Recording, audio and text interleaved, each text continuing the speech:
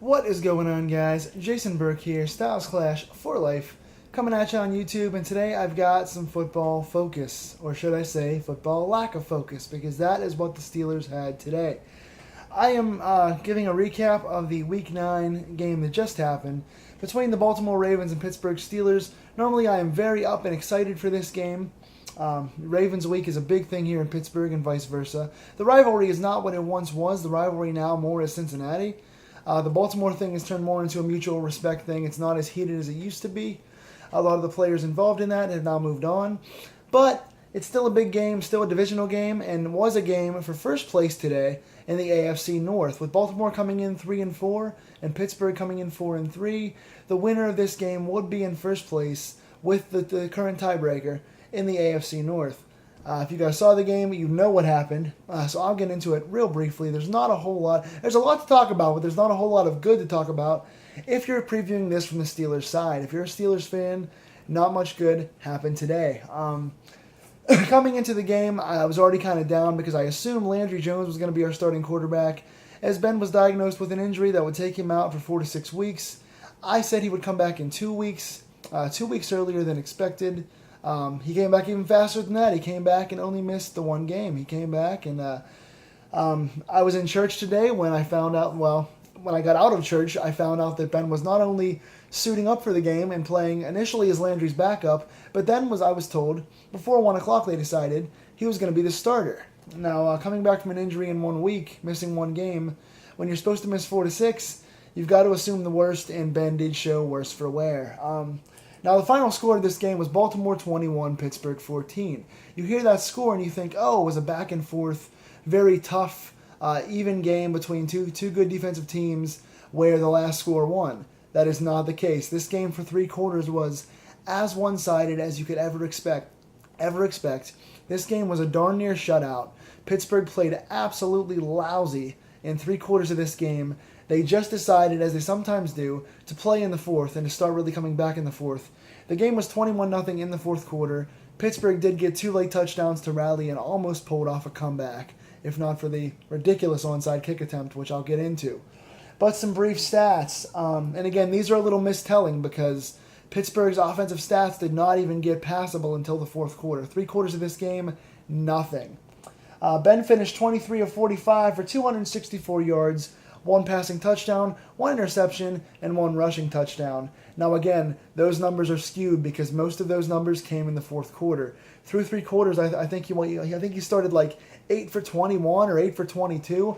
Ben did not look himself today. You could see he was a little slower in the pocket. He was overthinking a lot of routes.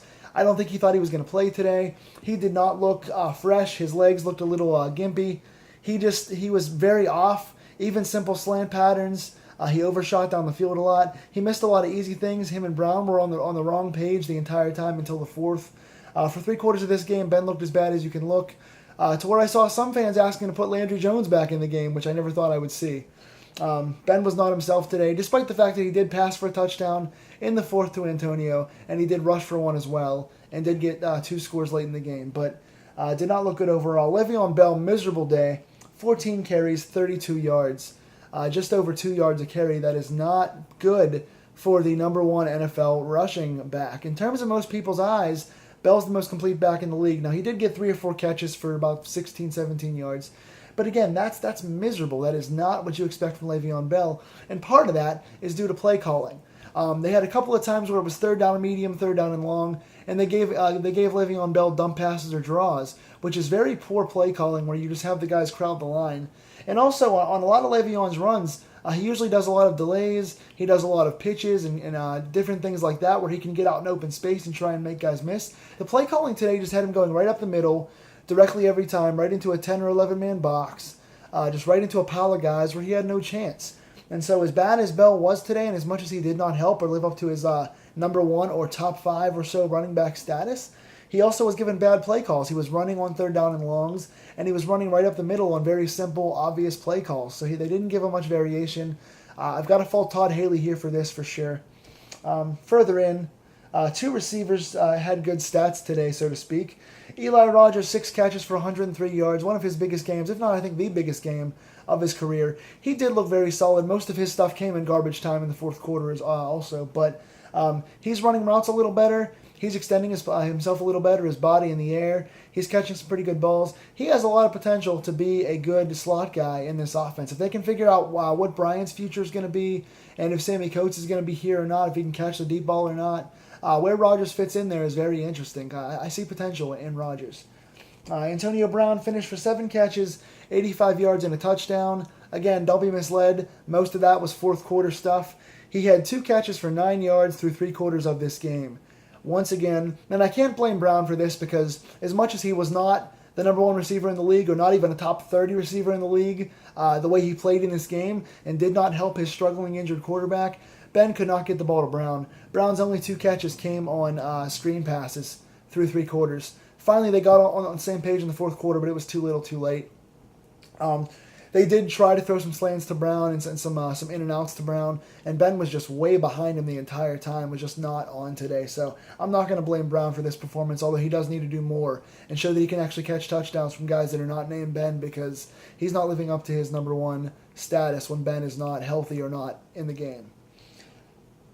So not much to speak of on offense. 2 late touchdowns through 3 quarters.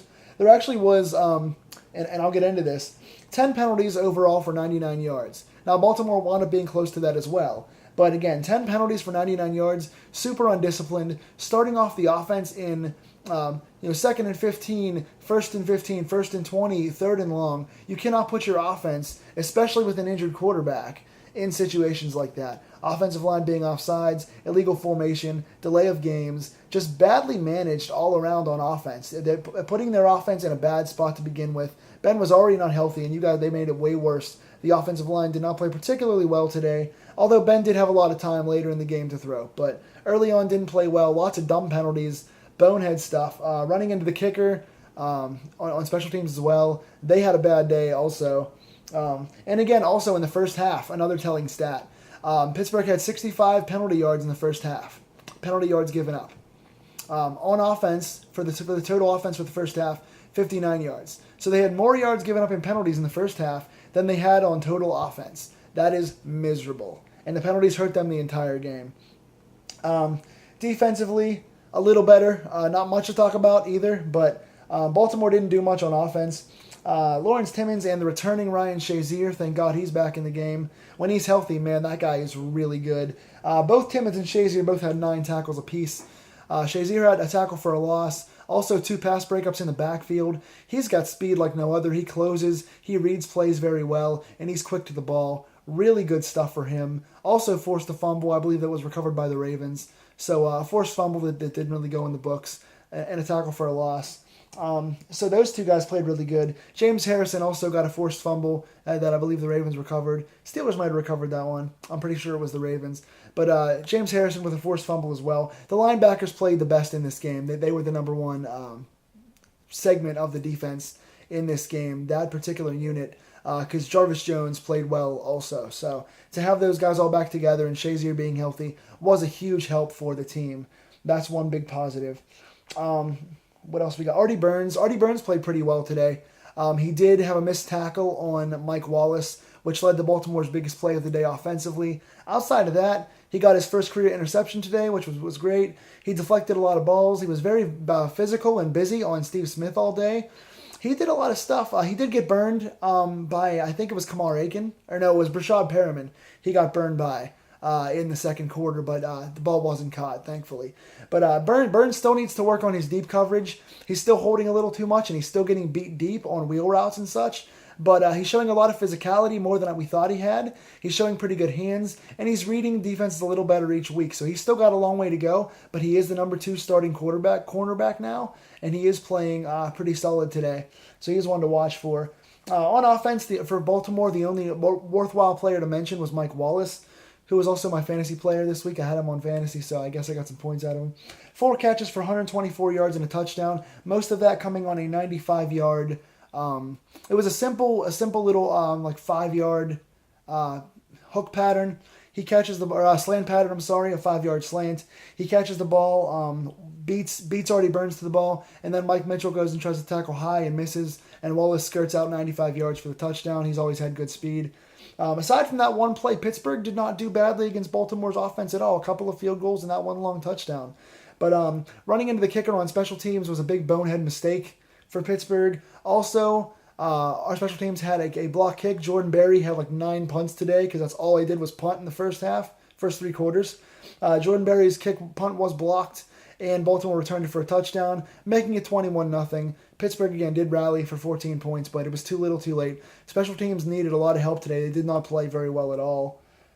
Something else to mention of note as well, 4 of 16 on third down for the Steelers. They started 0 of 9 on third downs through 3 quarters. Did not convert a third down, I think either until late in the third or early in the fourth. 0 for 9, wound up being 4 of 16.